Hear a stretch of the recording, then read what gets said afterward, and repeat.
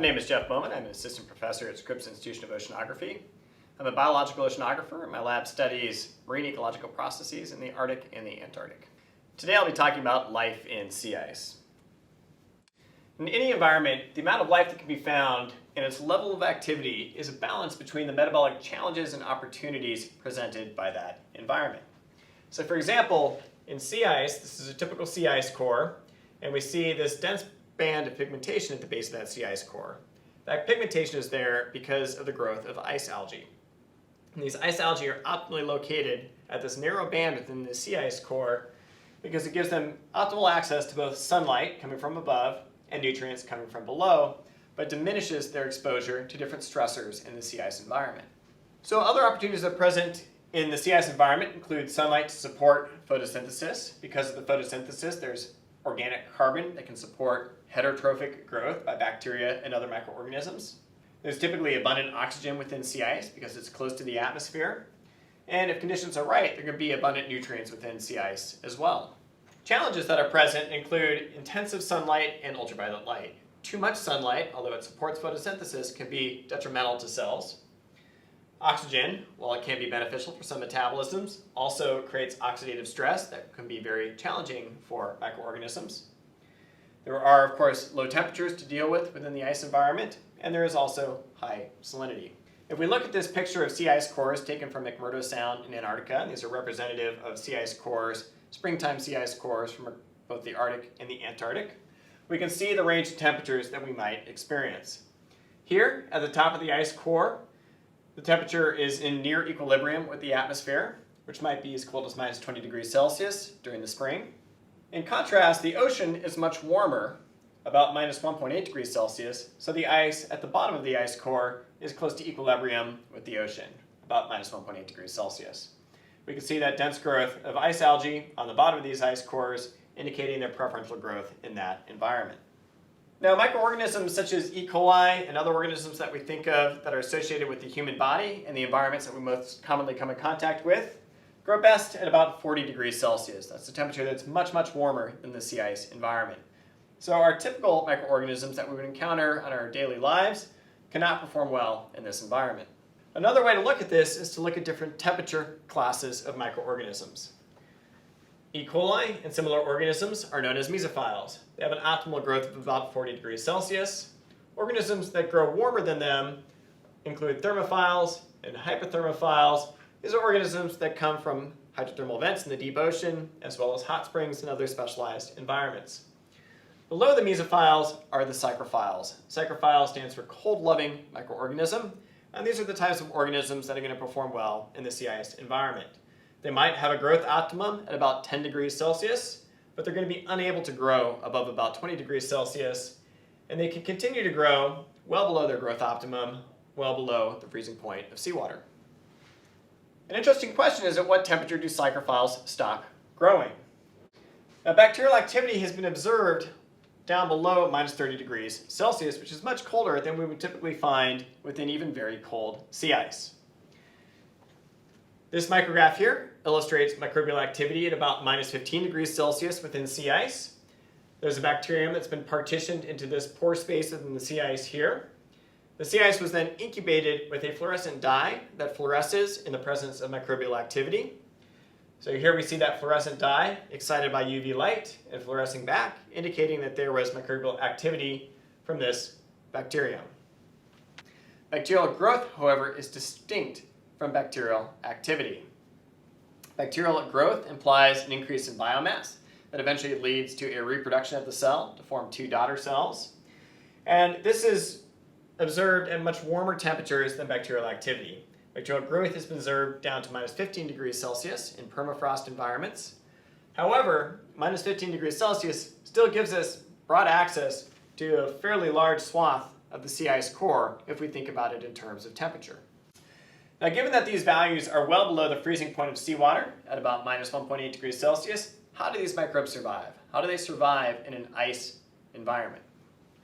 It's important to recognize that sea ice is not a solid, unlike freshwater ice. An ice cube from your freezer would be a solid piece of ice. Sea ice freezes differently. It's composed of solid, nearly salt-free ice crystals, and then also a liquid brine fraction. So as seawater starts to freeze, the ice crystal that forms is entirely fresh, and it's excluding the salt to the remaining liquid water fraction of the seawater.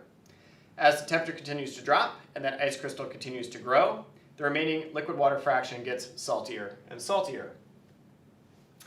This has profound consequences for sea ice biota.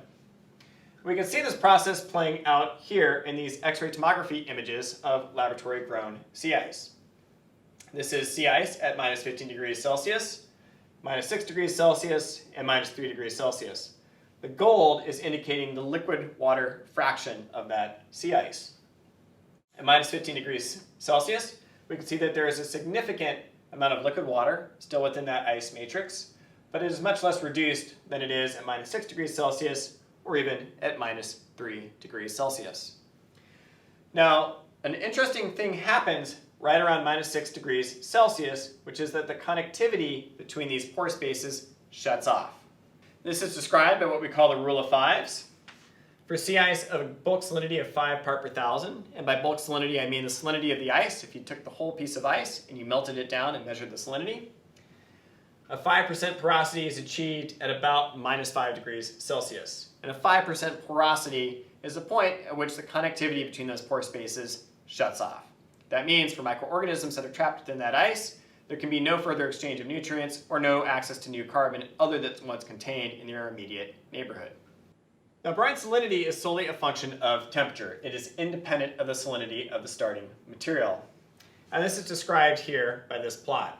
We have brine salinity on the y-axis, temperature on the x-axis, and as we go down in temperature from a starting temperature of minus 1.8 degrees Celsius, approximately when seawater starts to freeze, we quickly accumulate a higher salinity of the interior brines. By the time we're down towards cold springtime or wintertime sea ice, we have a brine salinity that's in excess of 200 parts per thousand.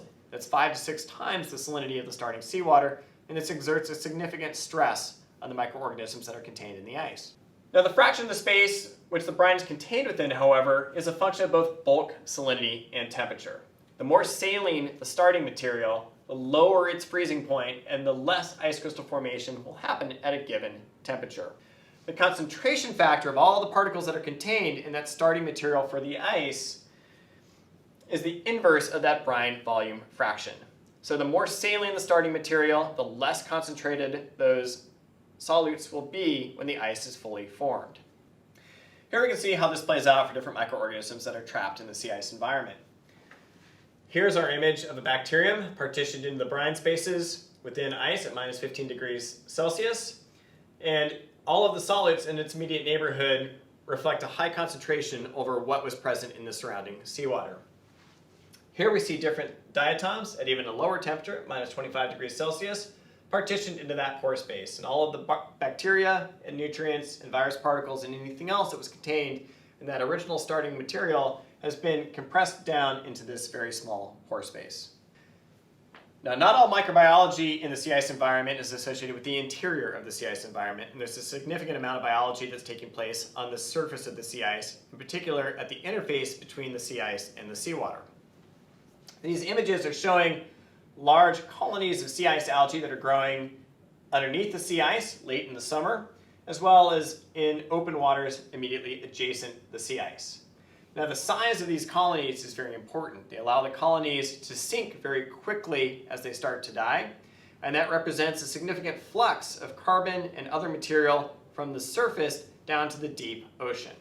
The impact of that on the deep ocean is quite large. That's seen here by these holothurians several thousand meters deep in the Arctic Ocean, feeding on relatively fresh detrital material that originated in the sea ice zone several thousand meters above it. So here we see again those ice algal colonies underneath the sea ice, and as those become senescent at the end of their life, they start to slough off and fall to the deep sea floor, fueling a rich benthic ecosystem. The sea ice ecosystem can be effectively visualized by considering the food web that's contained within it. Everything starts with the solar radiation that drives the growth of autotrophs. These are the sea ice diatoms that are growing inside the ice and at the ice-water interface. These are going to feed the small metazoans, such as the krill and the amphipods, that are in turn food for fish, birds, and upper trophic level consumers. These autotrophs, however, also go to feed other small protists that are themselves a secondary food source for the small metazoans. These include ciliates, such as the one shown here. These ciliates are also feeding on heterotrophic flagellates that are in turn feeding on very small bacteria. The bacteria are the smallest orange dots in this microscope image of sea ice. And then all of these groups are in turn being preyed upon and in some cases consuming marine viruses. And these marine viruses are performing a very critical function by converting some of these single-celled organisms into dissolved organic carbon that can fuel additional bacterial growth, keeping carbon moving through the food web.